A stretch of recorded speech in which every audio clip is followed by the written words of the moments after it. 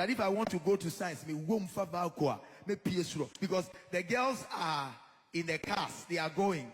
And so if they see that car with be so no, you have to, as a boy, you have to think strategically.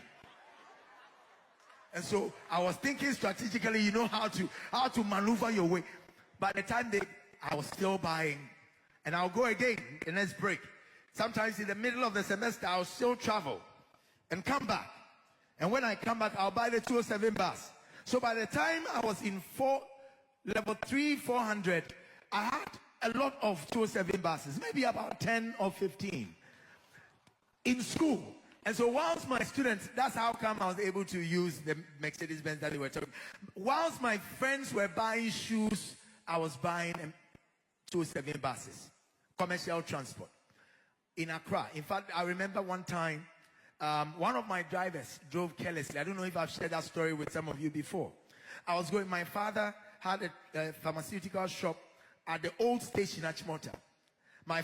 Interestingly, my father was Lawyer Nanajua's friend, Nanajua's father's friend. Lawyer Nanajua's father will always come to my father's shop as well, even in those times. We got to know later on. Then I was going to my father's shop.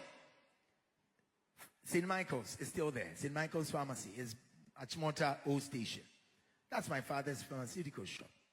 We were going there, and from school, from Cape Coast. So yes, you navigate. And I was driving, and the driver, I saw the car and I knew it was my car because I did the work on it.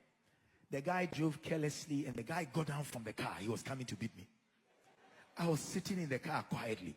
I never opened the door because then I was, of course, born again. But so close, Jesus is Lord. But close the door. I was just sitting down quietly, and the guy drove to where I think he was, because it was an old station, so he was going to the station. So I also entered the same yard, went to my father's shop, and the guy got down again. So you followed me here. You are going to show me that you are a man, right? I didn't say anything.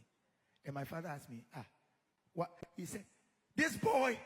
He said, he's your car owner. He said, oh, sir. It's all, sir. It's all, sir.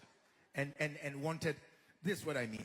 Even in those days, I was in my 20s, but I knew that building wealth is not incidental. It is intentional. It was not me enjoying the luxury of my friend, because you see, it is very easy to blow your future today.